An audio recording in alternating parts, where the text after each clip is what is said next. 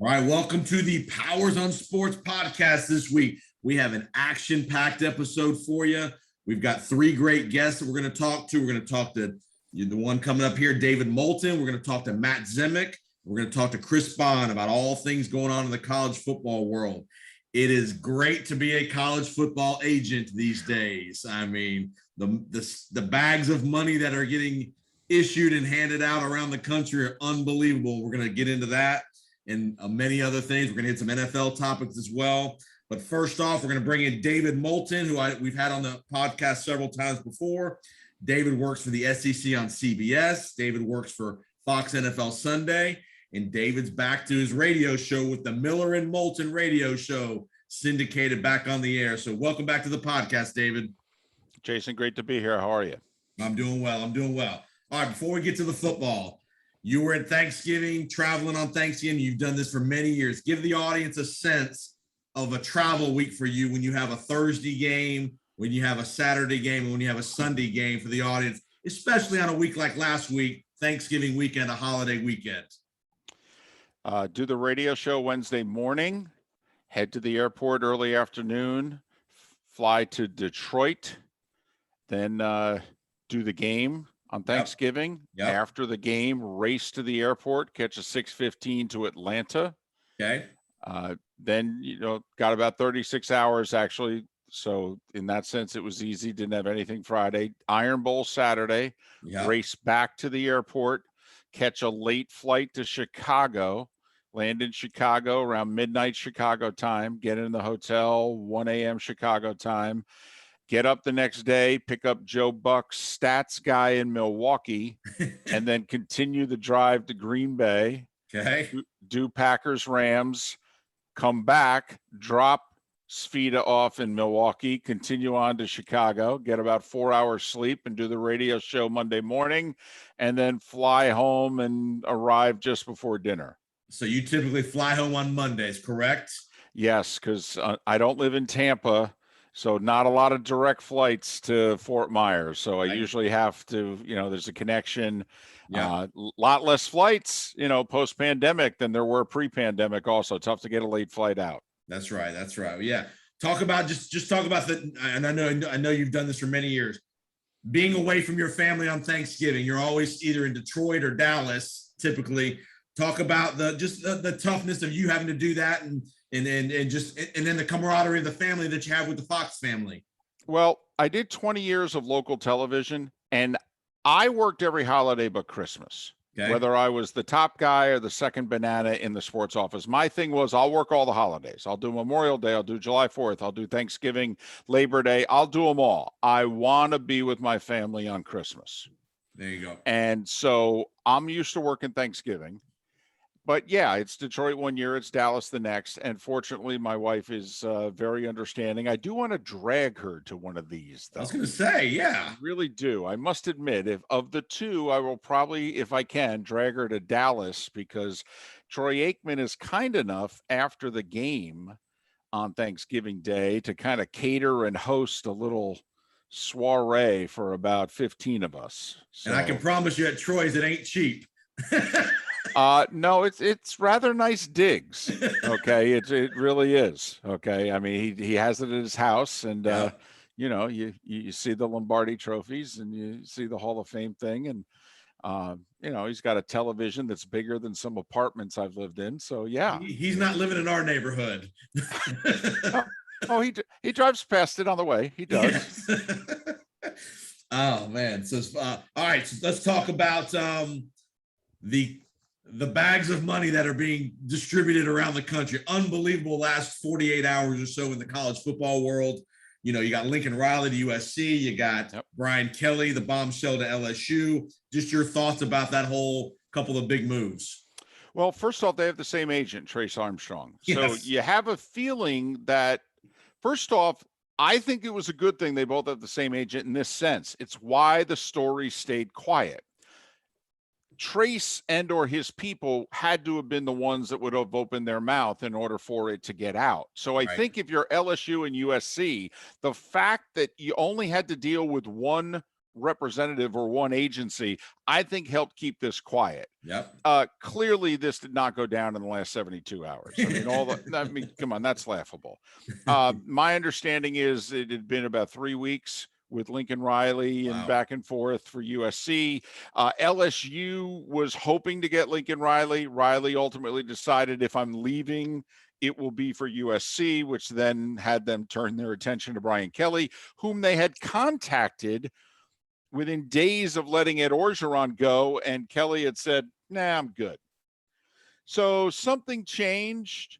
Was it his realization that no matter how good a job I'm doing here, the likelihood of us winning a national championship, not competing for, not getting into the playoff, but winning a national championship. And also, in theory, it's going to get harder for Notre Dame. If we go to this expanded playoff, what is it that Jack Swarbrick, their AD, has already acknowledged? They will never get a bye week. You know, if we go to 12 and there are 4 byes, Notre Dame, by not being in a conference, cannot get one of the 4 byes. So they'll have to win 3 games minimum, whereas in theory, if you're a big boy in the SEC or what have you, you may get a bye and only have to win 2. So maybe it was that. I have a feeling it had a lot to do with the fact that reportedly he was making around $5 million at Notre Dame, and now he's going to be making 10. No doubt. And he just got 10 years. It ain't a 5-year deal. You just got a guaranteed 10 years.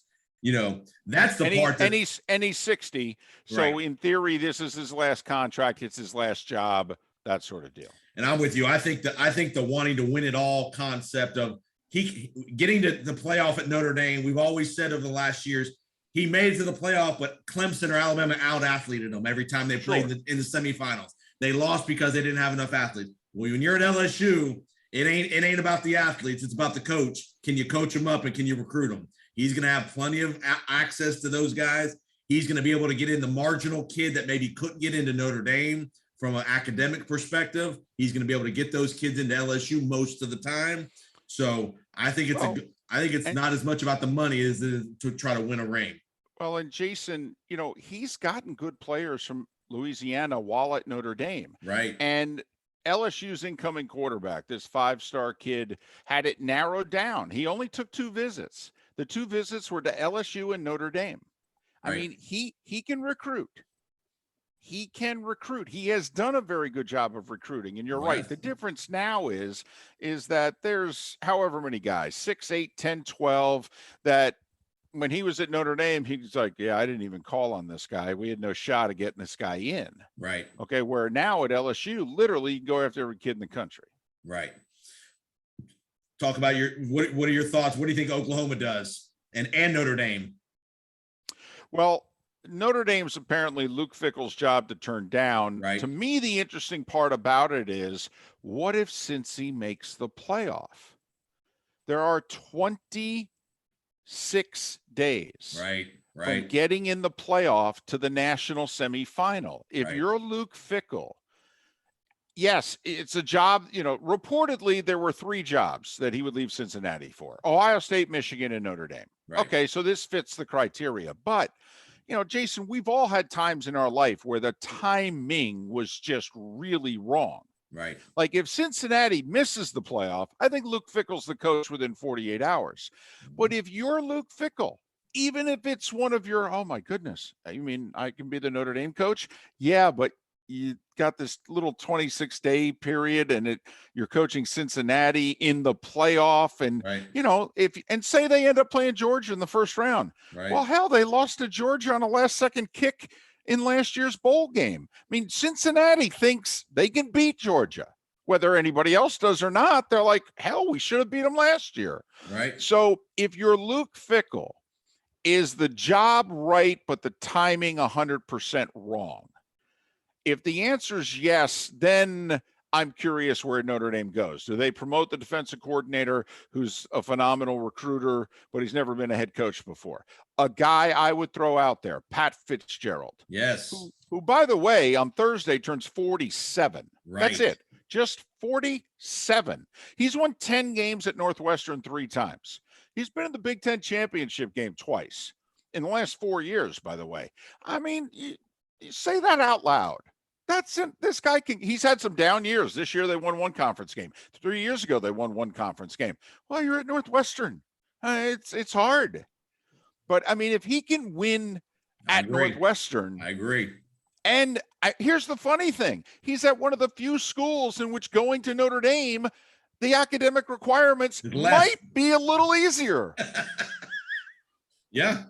And he's already been in a market that's a heavy Notre Dame market, Chicago. Totally. Right. I mean, and he fits, so he checks. I agree. That's a great comment there. And here's the other thing. There's a chance Notre Dame can still make the playoff. Well, yeah, that would be the ultimate. Since it could Cincinnati. It could be Cincinnati and Notre Dame both could make it. Well, hell, they could theoretically play each other. I know. I mean, it's not that outrageous. Yes. It really isn't. It's it's Georgia winning, and it's basically a couple of 2-loss teams winning conference championship games. But yeah, I know. I think, once again, if Brian Kelly was in the playoff, I don't think he leaves. And so those that are saying, well, why don't you wait around a week? Yeah, a week this time of year is you got to put a staff together. You got to keep your incoming guys from transferring. You got to make sure that the incoming recruits want to stay with LSU. Right. And, you've got the transfer portal and early signing period all coming up within 17 days. Absolutely. Crazy. What do you think of the hire in Florida with Billy Napier? I love it. All right. I know a lot of Gator folks are not happy. It's not sexy enough, the whole deal. Right. Billy Napier, first off, he just took a low-level job, turned it into a mid-level job. Right. A school that had never won 10 games in a season before. He's now done it 3 years in a row. Right. All right. Clearly, A, the guy can coach. But B, he's known as a recruiter. Why did Dan Mullen ultimately get fired? He didn't get enough Jimmys and Joes. All right. And then it all fell apart. Right. I mean, Billy Napier also spent time under Dabo and Nick. Yes. The word is he has set up. He does everything the same way Nick does. All right. Has set from staffing, recruiting, the whole deal. He apparently, whatever Nick did, he's like, yeah, that's what I'm going to do. And he's 42 years old. Young. That's what Florida needed, a young guy. Yes. I love the hire. Also, things are going to get harder in the SEC. Sure. I mean, if they go to East and West, there's the likelihood the Alabama schools go East. Think about how hard the Florida job now becomes. You got to go through Alabama and Georgia. Wow. Never mind if Tennessee, Auburn, anybody gets their act together, or if they go to these 14 pods, they're still going to have to go through Georgia. And there's no indication that Kirby Smart is going to stop getting 5 stars. No, so this right. is a hard job. You got to fight it on their turf. And the one thing I throw out there, Jason, though, is that, we have had elite teams now for 15 years out of the SEC. But is the SEC going to become the NFL, where you're not going to be able to emerge from this conference unscathed? And I don't mean 1 loss. I mean 2 losses. Right. And are they going to start? I mean, think about the West alone. If it stays the way it is now, Nick, Brian Kelly, Jimbo. I mean, think about how good a job you have to do to be 4th. Right. And that's not if, in Ole Miss and Arkansas and teams have had years where they spring up. I mean, Auburn 3 times here in the last 10 plus years has played for the SEC championship and or the national championship or won it. Right.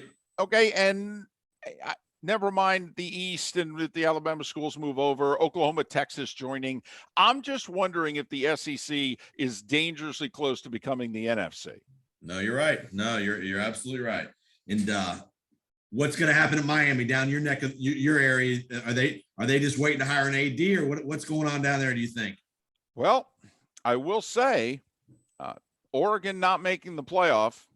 And I mean, this seems to be, there's 2 guys that, Lane Kiffin reportedly would take the Miami job tomorrow.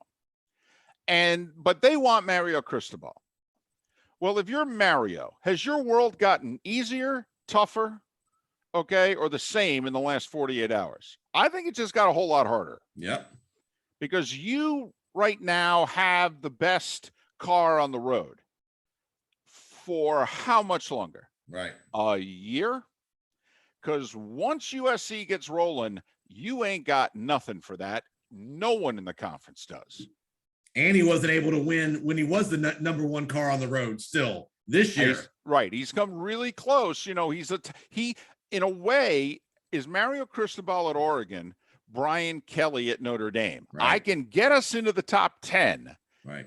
It's hard as hell for me to get us into the top 5. You know, he's yet to do that. And then could he then win from there? Right. So if you're Mario, listen, when Kirby was at Alabama and Georgia decided they were going to move on from Mark Richt, Kirby interviewed and said, listen, I know what it takes to get to where it is you say you want to go. And here it is. And he, put the piece of paper in front of him and said, all 27 of those things, by the way, not you're going to give me 20 of them. Not you're going to give me 23 of them. No. There it is. If you're prepared to do this, and this is how much it's going to cost, we've got a deal. That's what it takes to compete for and win a national championship. And they've given Kirby everything he's wanted, and he is crushing it on the recruiting trail. Right. How many times have they won the final game, by the way? All right. And this is year 6. Okay. They've yet to beat Alabama. So that's what I think Mario Cristobal, if he ever gets in a room with Miami, is going to say. You guys have not been serious about this. Yep. Georgia wasn't either. Kirby convinced him to get serious. My pitch to you is, here's the list. You give me everything on the list, I'm going to bring Miami back to being Miami. And if you don't, I'm going to get on Phil Knight's plane and go back to Oregon. That's simple. Yeah, I think it is. And then Lane Kiffin will be there the next day. And then Lane Kiffin will be like, I'll take the job, and I'll only ask for about 10 of those things. Oh, God. All right. Talk to me about, let's talk rivalries real quick, and then we'll get to the title game. Alabama, Auburn, Ohio State, Michigan, no matter what this, especially the Alabama-Auburn game. I was in Birmingham for 20 years. It doesn't matter what the records of those teams are. It's unbelievable how many times those games are competitive when one team is deemed to be a way better than the other. Saturday was a great example. If you would have told me Alabama didn't score until middle of the fourth quarter in that game, you'd have been a rich man in Las Vegas. Only once before had an unranked Auburn team defeated a top 5 Alabama team. I think it was 2002. Yep. And to think that this Auburn team with a backup quarterback and a backup kicker should have won the game. Yes. It was a heroic defensive performance. And yes, this past Saturday, Jason, I would argue, with Minnesota, Wisconsin for the Axe, we saw Michigan just doing to Ohio State what is never done to Ohio State. Even Oregon, for as much as they ran it down their throat, didn't run it down their throat the way Michigan did. We saw rivalry games all over the country where the only way to explain it is, there must be something to this whole rivalry Saturday thing. Washington State crushed Washington. In Washington, where they never win. Yes. Correct. I mean, hey, Ole Miss doesn't win all that often in Starkville either. Right. Are you surprised Harsin didn't go for 2 at the end of the first overtime? I was. I was not. Really? Because, okay. Yes, because I think, quite frankly, they were having trouble getting a foot at that point, never mind 3 yards. So I wasn't. Also, he was getting the ball back again, and in theory, he was going to put his defense on the field with a lead and a chance to win it, which was what happened. Alabama had to make a kick at Jordan Hare. They haven't had a whole lot of luck making kicks at Jordan Hare. You are right about that. All right, let's get to the game. So obviously CBS loved that Alabama found a way to get through, because a 2-loss Alabama, Georgia would still be a good game, but it wouldn't be with all the pageantry and the stakes that would be on the game. Just your early thoughts about the game Saturday. Obviously, Georgia, in my view, Georgia, I think they're pretty much a lock to get into the playoff, win or lose. Obviously, even with a loss. So to me, that plays a little bit into the motivation level. But your thoughts on just the early thoughts on that game? Well, Jason, I don't think people who think, well, Georgia's already in, I don't think you understand how personal this game is for Georgia. This is in the soul of Georgia. I'll take you back to 2008. Georgia's the preseason number 1. Matthew Stafford, AJ Green, no Sean Marino. They're hosting Alabama. It's Nick's second year. They haven't done anything yet. And Alabama led 31-0 at the half. Right. on their way to a resounding win. Alabama goes 12-0, plays in the SEC title game, and Stafford and company all go to the NFL. That's the famous blackout game in Athens, I believe, correct? Exactly. After they had done it the year before against Auburn and it worked, Rick tries it on national television and at night, and it fails miserably. So fast forward 4 years, Georgia, Alabama, epic SEC championship game. Georgia's driving, final seconds, they're on the inside the 10-yard line, and they were a play away from winning the SEC championship game and then probably beating Notre Dame and winning a national title. All right, then you keep going forward. Right. Just the national championship game of 2017, the SEC championship game of 2018, when they're up 2 touchdowns in the fourth quarter, and Jalen Hurts has to come off the bench to bail out Alabama. Kirby with the fake punt call that we're still trying to figure out what were you thinking, and Georgia loses again, and because of it, they don't go to the playoff. Right. All right, they needed to win to get in, and then last year, Kirby and company go to Tuscaloosa, and they decide we're going to put the game in the hands of Stetson Bennett and try to outplay Mac Jones and those first-round draft picks. Yeah. And, for a half it worked, and then it didn't, and they got drilled. This is personal for Georgia. This is the mountain for the national championship. It's out there. Yeah. But this they have to conquer. They have to beat Alabama. Yeah. This is 6 years in the making with Kirby. This is over a dozen years for Georgia. The only way Alabama wins this game is exactly what we just saw on the Plains. Their defense, which can do it, can stuff Georgia's running game. Right. Put the game in the hands of Davis Love III there. I'm kidding. Stetson Bennett IV. Okay. Put it in his hands, and then we get to see once and for all, can the kid really throw when he has to throw? Right. Nobody's been able to do that. They can rush the passer, Alabama, a little bit. Yeah. Okay. But they're really good against the run. Yeah. This has to be a really low scoring in a phone booth game for Alabama to win. If Georgia gets it going even a little bit on offense, I think Bama's cooked. Can Alabama block Georgia's defensive line? Absolutely not. Absolutely not. They only have one guy on that line that can block anybody from Georgia. He's at left tackle. I think Georgia, which has not had to blitz a whole lot this year, but because Bama has struggled with the blitz so much, crazy. I think you're going to see Kirby Smart unleash the dogs. It's crazy to think an Alabama offensive line is the weakness of this team. It is. It is. I know. You're absolutely right. Absolutely right. So you're going to have a great game there in Atlanta. The crowd will be unbelievable now that the Alabama crowd will come as well, being that they only have one loss. So you will have an electric atmosphere. What time's the game? Is it 4:00 Saturday? Yep. 4:00 Saturday, CBS. Definitely don't miss it. Let's get to the NFL. A couple NFL nuggets, and I'll get you out of here. The Rams. You were there Sunday in Lambeau. Everybody's killing Matthew Stafford, and granted, he's made some mistakes. Why isn't that Ram defense getting more heat? Well, I think now they're going to, because that defensive line should have been able to win against that Green Bay makeshift offensive line, and they did not win at all. They doubled 99 on every play, and so it was up to Floyd and Von Miller to make plays, and they were hardly heard from. So that's a big problem. I mean, hey, guys, we're paying you a lot of money. We gave up a lot of resources. If you don't make plays, we don't win. Right. I mean, so that's a problem. There's no question about that. The other problem is, Jason, heading into the season, what did we all say about the Rams? Boy, their 22 starters look really good. But if they start to get injuries because of their salary cap situation, they got a bunch of truck drivers behind them. And that's what's starting to happen to them. They like to run a 2 tight end offense. They lost their second tight end. They only have 1 tight end he'll put on the field. They've got big time injuries at running back. The loss of Robert Woods. I mean, Woods used to sit 10% of the snaps. Cooper Kupp used to sit 20% of the snaps. Kupp can't come off the field now. Right. And because he's playing every snap, they put a guy out there to return punts. And what does he do? Fumbles at the 10 and gives Green Bay a touchdown. Right. The Rams are starting to get worn down. They're going to win this week against Jacksonville, get to 8-4. They're going to make the playoffs. They'll probably be the 5 seed and play the Cowboys in the first round, but they could even fall to the 6, Jason, because the Niners are coming. Right. Speaking of the NFC, very top heavy, Arizona, Tampa Bay, Green Bay. Not that way in the AFC. The AFC is wide open. You could probably pick 7 teams in the AFC that you could make an argument could go to the Super Bowl. Whereas the NFC, I think it's probably one of those 3 that make it, in my opinion, at this stage. Obviously, injuries could change that. But your thoughts on the top-heavy NFC, Arizona, Green Bay, Tampa Bay?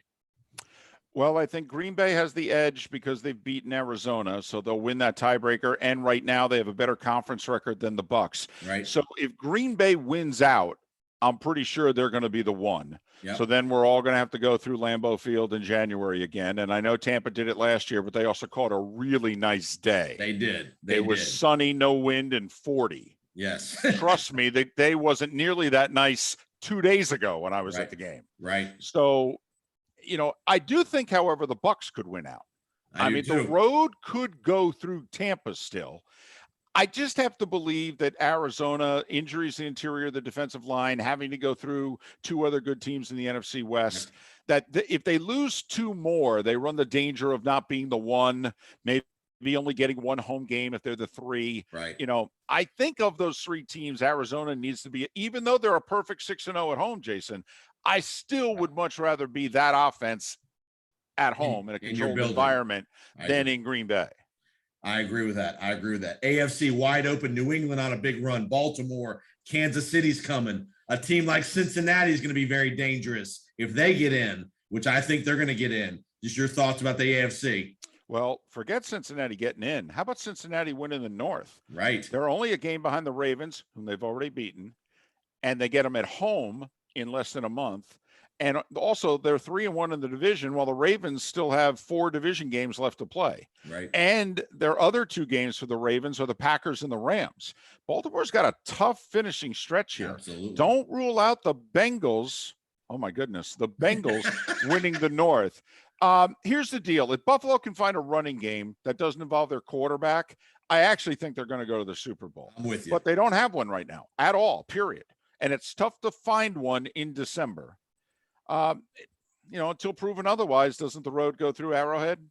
And that defense is playing much better the last month. Listen, they were 6-4 the year they won the Super Bowl, didn't lose again. Right. Well, they started this run when they were 3-4. Right. I mean, the Patriots started their run when they were 2-4. Yeah. What a job by Belichick, bringing Mac Jones along. He's playing better and better every week. They're giving him more and more to do.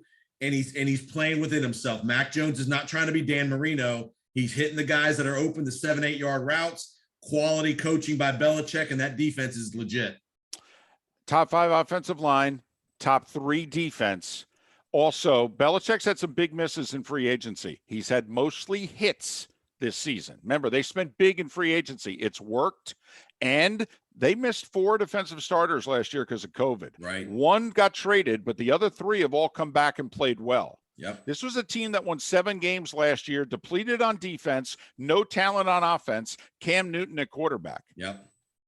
I mean, they're not good. This is not a fluke, folks. No, you're right. This is not a fluke. And if they get home games in Foxborough in that weather, look out. I don't disagree. Yep, look out. All right, Dave, awesome work, man. Tell everybody where they can find your radio show and find you online. Well, MillerandMoulton.com, but the show airs in the Tampa St. Pete market. It does. Money Talk 1010, which also has a couple of FM signals associated with it. The signals are strong, Tampa North and across I-4. Yep. But MillerandMoulton.com, and if you're traveling south, we're on the air in Fort Myers and Naples, soon to be on the air in Port Charlotte, Sarasota, and Lake City. Where does the NFL take you Sunday? For the next couple Sundays, I'm not working, just Thursday nights. Nice. So it's kind of, yes. You're in New Orleans Thursday, New Orleans and Dallas. Yes, and then the following Thursday, Pittsburgh at Minnesota. These games have consequences. They do. I don't know how well played they'll be, but they do have consequences. And again, no Mike McCarthy for the Cowboys Thursday, COVID. So he's out. Dan Quinn's back in the stable. But listen, Dan Quinn, a lot of experience beating the Saints. And because you and I have both wagered once or twice, the road team in the Falcons-Saints rivalry does really well. So Dan Quinn on the road in New Orleans, he's thinking, I've won here many times. That's right. That's right. Well, I'll actually be in Atlanta Saturday. I'm going up to Atlanta Saturday. I'm trying to get some tickets for the game Saturday. I'm going to the Bucs game Sunday. So I will be in your neck of the woods Saturday. And all right. You saw Mr. Moulton. If you were watching Thanksgiving, he was up in the booth with Troy in his very good looking sport coat and all that. So keep up the great work, Dave, and have a great week. All right. Thanks, Jason. Thanks for listening, everybody. We will be right back on the Powers on Sports podcast. Thank you. All right. Hate to be rude, but You're good. I got to go literally a minute ago. Thanks. Gotcha.